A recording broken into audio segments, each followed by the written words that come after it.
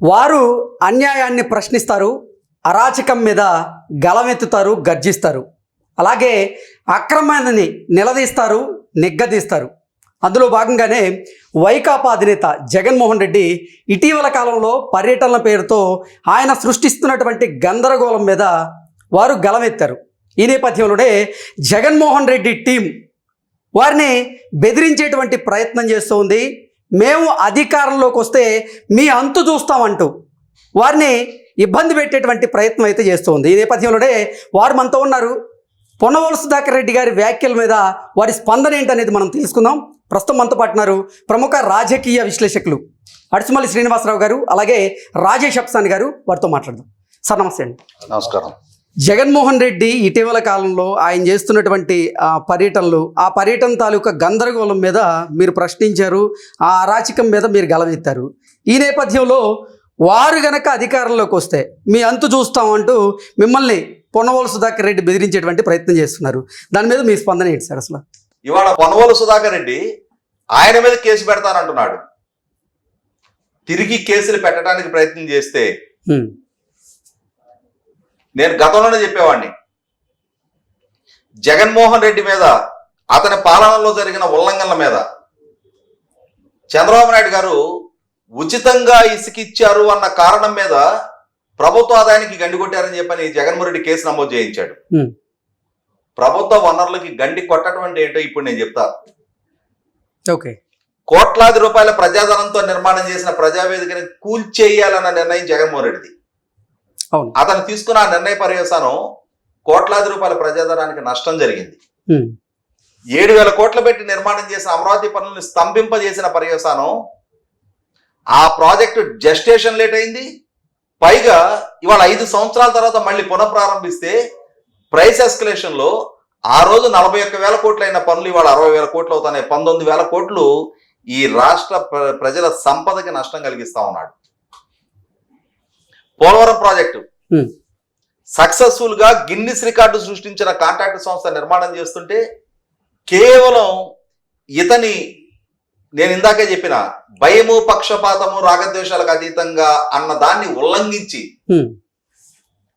పక్షపాత ధోరణితో తన మనిషిగా కాంట్రాక్ట్ ఇచ్చుకోవాలనే దురుద్దేశంతో, దుర్బుద్ధితో ఆ టెండర్ రద్దు చేసి కేంద్ర ప్రభుత్వం పదే పదే చెప్తా ఉంది ఇటువంటి నిర్ణయం పర్యవసానం రేపటి రోజున ప్రాజెక్టు భవిష్యత్తు మీద ప్రభావం చూపుతుంది అని.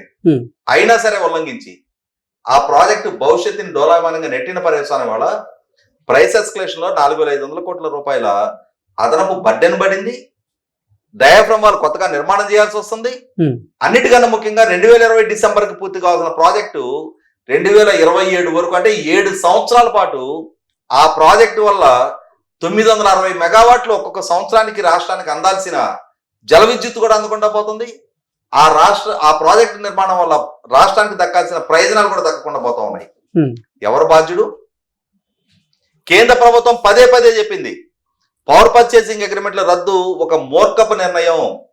రాష్ట్ర పెట్టుబడుల మీద, దేశ పెట్టుబడుల మీద తీవ్ర ప్రభావం చూపుతాయి. దేశ పెట్టుబడిదారులు, అంతర్జాతీయ పెట్టుబడిదారులు కూడా దేశంలోకి అడుగు పెట్టడానికి వెనకడుగు వేస్తారు అని చెప్పిన మూర్ఖత్వంగా అతను తీసుకున్న నిర్ణయ పర్యవసానం సుప్రీంకోర్టు ఆదేశాల మేరకు ఒక్క యూనిట్ ఖరీదు చేయకుండా 9,000 కోట్ల రూపాయలు ఆ సంస్థలకు నష్టపరిహారం కట్టించిన ప్రబుద్ధుడి జగన్మోహన్ రెడ్డి. ఇట్లా చెప్పుకుంటూ వెళ్తే ఒక 100 సంఘటనలు చెప్పగలుగుతాం అతని హయాంలో జరిగిన నష్టాలు.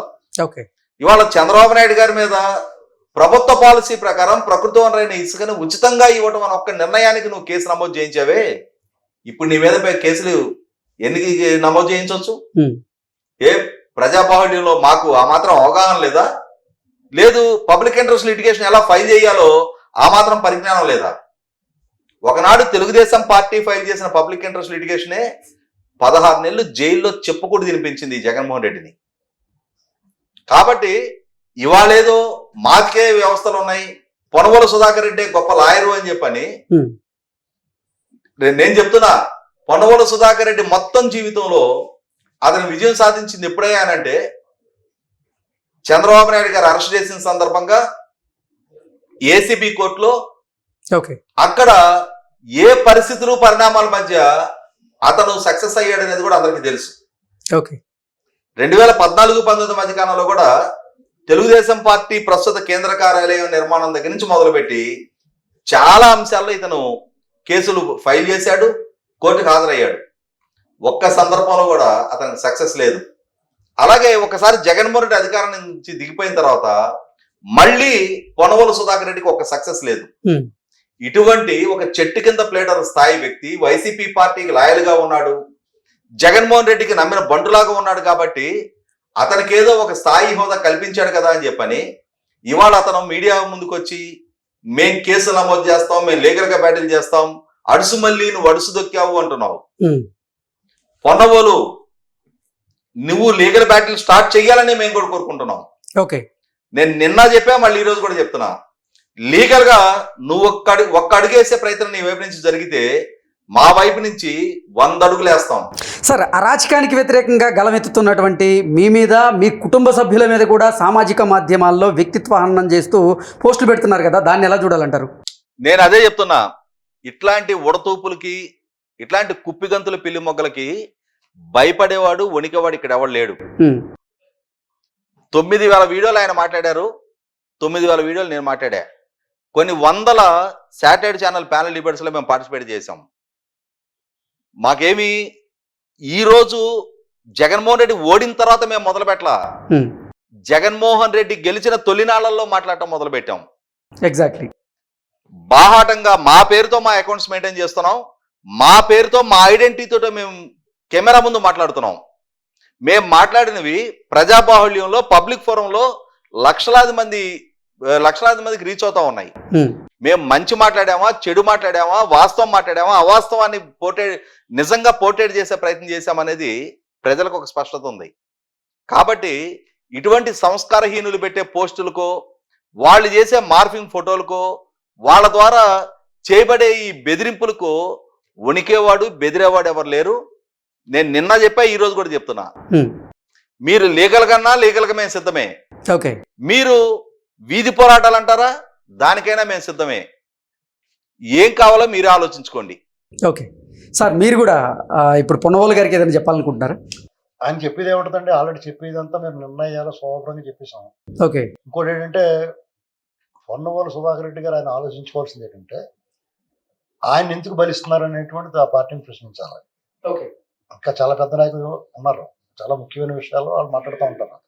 ఈయన ఎందుకు ముందు నెట్టారండి, అది ఆయన ఆలోచించుకోవాలి. ఎందుకంటే ఇక్కడ అసంబద్ధమైన వాదన వినిపిస్తుంది, వాళ్ళు వినిపించగలుగుతారు. ఎందుకంటే వాళ్ళు చేసిన, వాళ్ళు నిజాయితీగా పర్ఫెక్ట్గా పనిచేసి ప్రజారంజకమైన పరిపాలన చేసి వాళ్ళ వ్యవహార శైలి విధానాలు పర్ఫెక్ట్గా ఉండి ప్రజల ఆమోదం పొంది ఉంటే వాళ్ళకు విలువ ఉంటుంది. వాళ్ళ దారి అడ్డదారి అండి, వాళ్ళు ఆడే గేమ్ ఫౌల్ గేమ్ అండి. ఓకే, వాళ్ళ వాదన అంతా అసంబద్ధ వాదన. అటువంటిప్పుడు వాళ్ళు విలువ లేని మనుషులు, వాళ్ళు నాళ్ళకి మనతో పెట్టుకోవడం వల్ల అతని పేరు అందరికీ వినపడుతుంది. అర్థమైందండి. ఇంకోటి ఏంటంటే, మేము మా పని మేము చేసుకుంటా చాలా లో ప్రొఫైల్ మెయింటైన్ చేస్తా, ప్రజలకి వాళ్ళ తరపున వాళ్ళ గొంతు వినిపిస్తున్నాం. మేము మాట్లాడేదంతా కూడా లక్షలాది మంది ప్రజలు మనోభావాలను మేము వినిపిస్తున్నాం. అందుకనే మమ్మల్ని ఓన్ చేసుకున్నారు వాళ్ళు. ఊరికనే ఇది రాదు కదా. మేము నిజాన్ని నిర్భయంగా జగన్మోహన్ రెడ్డి చేసిన అరాచకాన్ని స్పష్టంగా ఏమాత్రం సస్పెషన్ లేకుండా, భేషజం లేకుండా చెప్తా ఉన్నాం. మొన్న చెప్పాం, నిన్న చెప్పాం, ఇవాళ చెప్తాం, రేపు చెప్తాం. అసలు అందులో మొహమాటమే లేదు. అతను కఠిన కారాగార వాసానికి వెళ్ళేంత వరకు కూడా మేము విశ్రమించేది లేదు. అతను ఘోరంగా ఓడించాలనుకున్నాం, ఓడించాం. అందులో మా పాత్ర ఉంది, డెఫినెట్గా మేము క్లెయిమ్ చేసుకుంటాం. వాళ్ళ విషయంలో మాలాగా లక్షలాది మంది కార్యకర్తలు, ఆయా పార్టీల కార్యకర్తలు రక్తాలు చిందించారు, ఆస్తులు కోల్పోయారు, ప్రాణాలు కోల్పోయారు. వాళ్ళందరి గొంతు మేము వినిపించామండి. దానికి ఇవాళ ఏదో అతను బెదిరించో లేకపోతే ఏదో చేసో పదే పదే బెదిరించేయడానికి కూడా అంటాం. మేము దాన్ని కామెడీగా తీసుకున్నాం ఒక రకంగా చెప్పాలంటే. సరే, మరీ మనం సైలెంట్గా సమాధానం అతను కౌంటర్ వేసాడు, మేము ఎన్కౌంటర్ చేయాలి కదా. ఎన్కౌంటర్ అంటే ఇది రాజేష్ గారు మాట్లాడారు చూసారా, ఎన్కౌంటర్ అంటే. ఓకే సార్, ఇద్దరికి థ్యాంక్ యూ సో మచ్.